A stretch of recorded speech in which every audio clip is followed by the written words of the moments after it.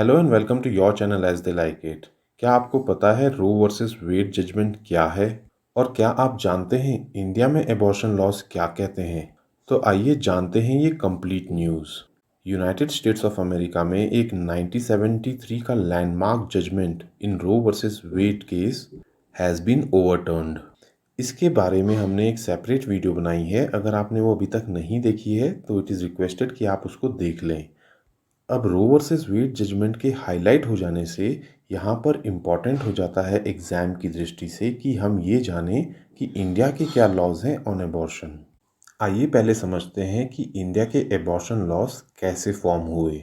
1960s में country में high number of induced abortions हो रहे थे और इसी के कारण यूनियन गवर्नमेंट ने सेटअप की शांतिलाल शाह कमेटी ताकि एबॉर्शन के ऊपर कोई लेजिस्लेशन बनाई जा सके। इसी के फलस्वरूप बनाया गया medical termination of pregnancy act which came into force in 1971। ये एक्ट एक्सेप्शन प्रोवाइड करता है to the Indian penal code provisions of 312 and 313, जिसके हिसाब से एबॉर्शन एक ऑफेंस है। आइए अब जानते हैं 1971 से लेके 2021 तक एमटीपी एक्ट कैसे इवॉल्व हुआ। एमटीपी एक्ट में लेटेस्ट अमेंडमेंट 2021 में की गई। इससे पहले 2003 में भी न्यू रूल्स इंट्रोड्यूस किए गए थे जिसने अलाउ किया था use of newly discovered abortion medicine misoprostol for termination of pregnancy up to 7 weeks. Medical termination of pregnancy act 2021 में एबॉर्शन को परमिट किया गया है, but only after medical opinion under stipulated circumstances. आइए जानते हैं वो 4 सिचुएशंस जिसमें कि लीगल एबॉर्शन परफॉर्म किया जा सकता है। सबसे पहली कंडीशन है कि अगर प्रेगनेंसी को कंटिन्यू किया जाता है तो it poses risk to the life of mother और the mental health. Second condition तब अलाउ करती है जब फीटस को सीवियर एबनॉर्मेलिटीज़ हों। थर्ड कंडीशन के हिसाब से एबॉर्शन तब किया जा सकता है जब प्रेगनेंसी हुई हो due to failure of contraception. और फोर्थ कंडीशन के हिसाब से अगर pregnancy is a result of sexual assault और रेप। इन 4 केसेस में ही एबॉर्शन अलाउड है। आइए अब समझते हैं कि medical termination of pregnancy amendment act 2021 ने 1971 के एक्ट में क्या चेंजेस किए हैं। पहला इम्पॉर्टेंट चेंज है कि जेस्टेशन लिमिट फॉर एबॉर्शन को रेज किया गया है।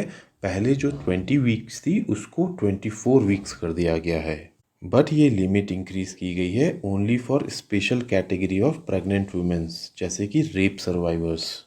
यहाँ पे ये बात भी जान लें कि ऐसे केसेस में टर्मिनेशन के लिए अप्रूवल चाहिए होती है 2 रजिस्टर्ड डॉक्टर्स से। सेकंड चेंज के हिसाब से सभी प्रेगनेंसीज अप टू 20 वीक्स को टर्मिनेट करने के लिए एक ही डॉक्टर की अप्रूवल चाहिए। 1971 एक्ट के हिसाब से 12 वीक्स तक की प्रेगनेंसी को टर्मिनेट करने के लिए एक डॉक्टर की अप्रूवल की ज़रूरत होती थी और 12 टू 20 वीक्स की प्रेगनेंसी को अबॉर्ट करने के लिए 2 डॉक्टर की अप्रूवल की ज़रूरत होती थी।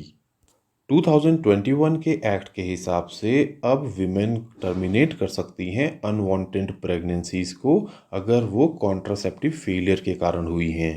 1971 के एक्ट में ये प्रोविज़न सिर्फ मैरिटल स्टेटस पर डिपेंड करता था और सिर्फ मैरिड वीमेन को ही ये अलाउ किया जाता था कि वो कॉन्ट्रासेप्टिव फेलियर पर एबॉर्शन कर सकती है।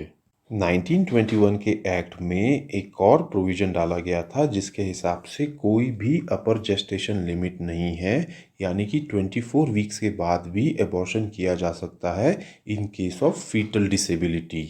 लेकिन ये fetal disability medical board of specialist doctors ही डिसाइड कर सकते हैं जो कि स्टेट गवर्नमेंट या यूनियन टेरिटरीज के एडमिनिस्ट्रेशन सेटअप करेंगे। तो दोस्तों ये थी हमारी coverage regarding Indian laws on abortion.